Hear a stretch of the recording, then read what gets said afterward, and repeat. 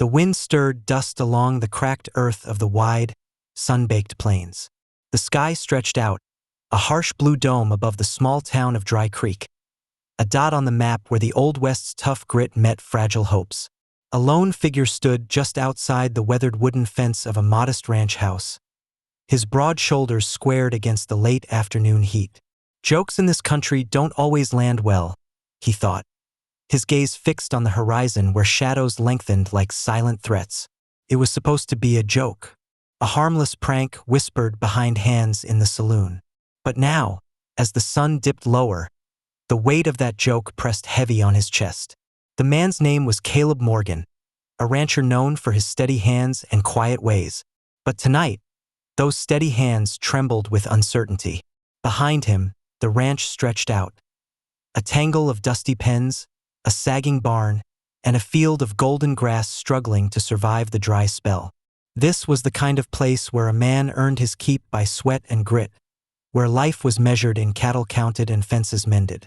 Yet Caleb felt a strange unease gnawing at the edges of that routine.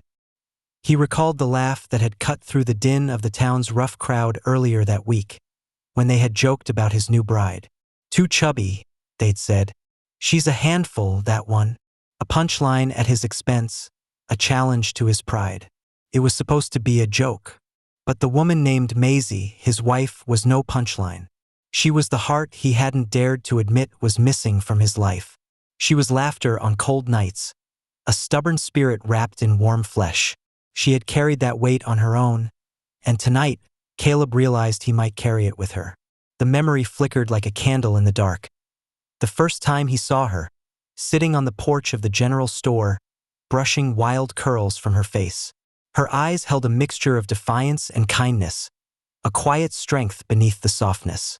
Townsfolk had whispered that no man would want her, that she didn't fit the picture of a proper cowgirl. But Caleb had seen something different, a kind soul battling the hard world on her own terms.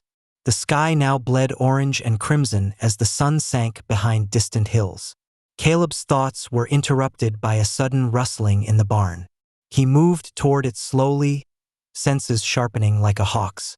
The faint creak of a door, a muffled cough, and then silence.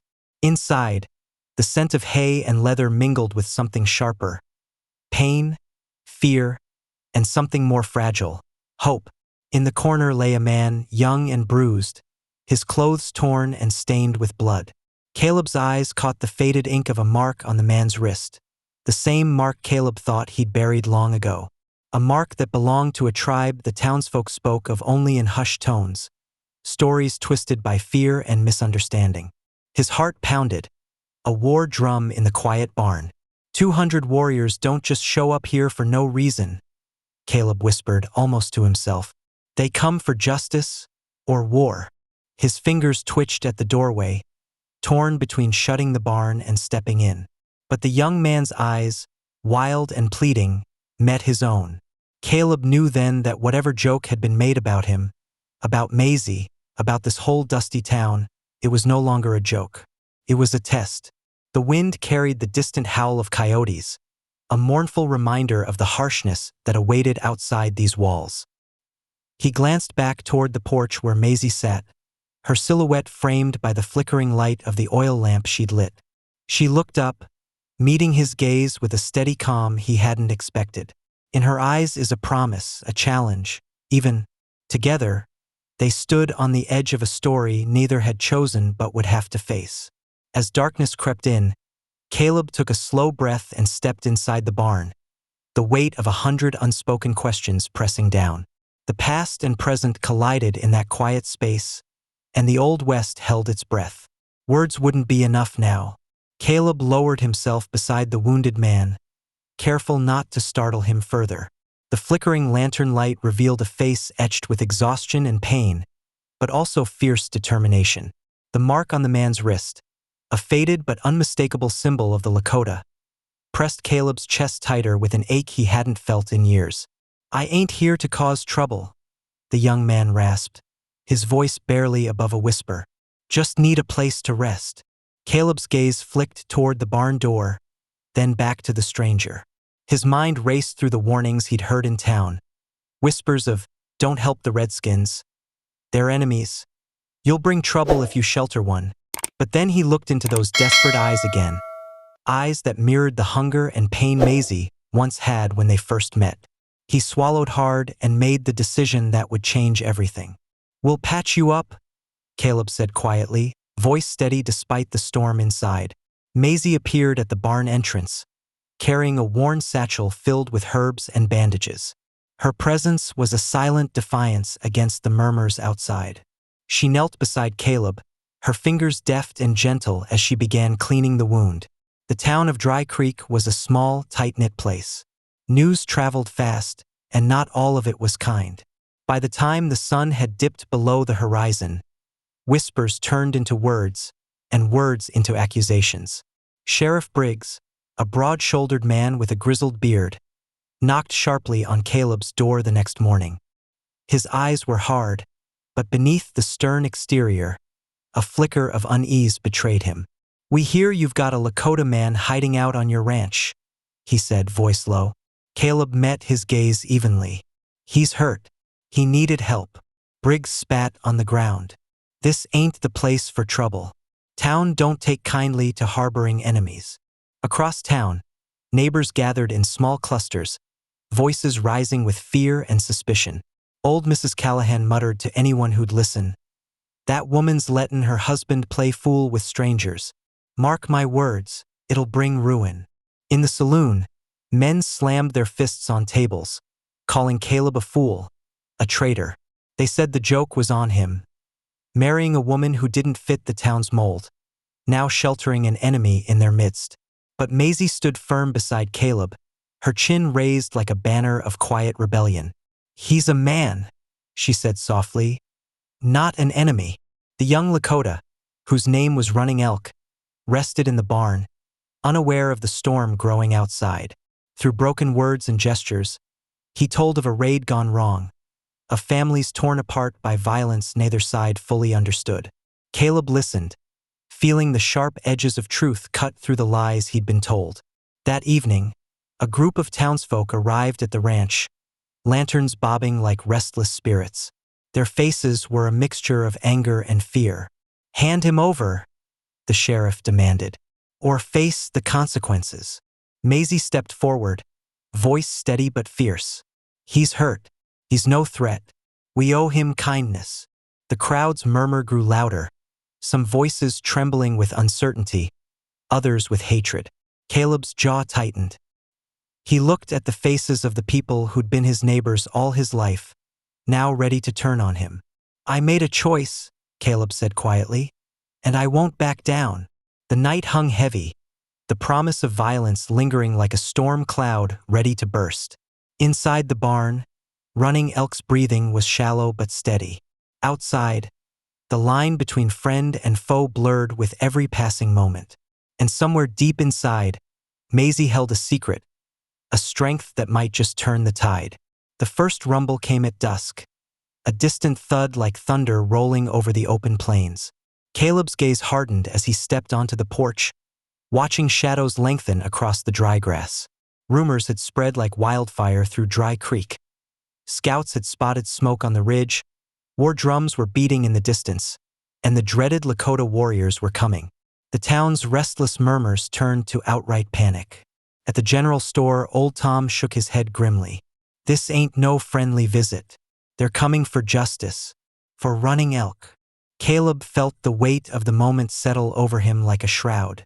He had known this day might come, the day when his choice to shelter the young man would bring the world crashing down. But nothing could have prepared him for the ache in his chest, the quiet terror in Maisie's eyes as she stood beside him. "Their horses will be here before dawn," Sheriff Briggs warned, pacing under the flickering lamplight. "We've got to decide. Turn him over or stand ready to fight." Maisie's voice broke the heavy silence.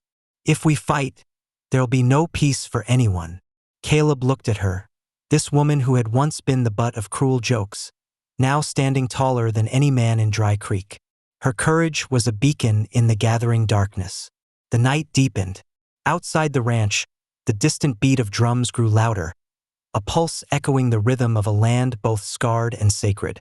Caleb stood at the gate, heart pounding with every hoofbeat that drew nearer. Two riders appeared on the horizon, their faces painted with solemn resolve. They rode with purpose, but there was no rush in their pace, only the steady march of inevitability. One of them dismounted, stepping forward with hands raised in peace. His voice was calm but firm.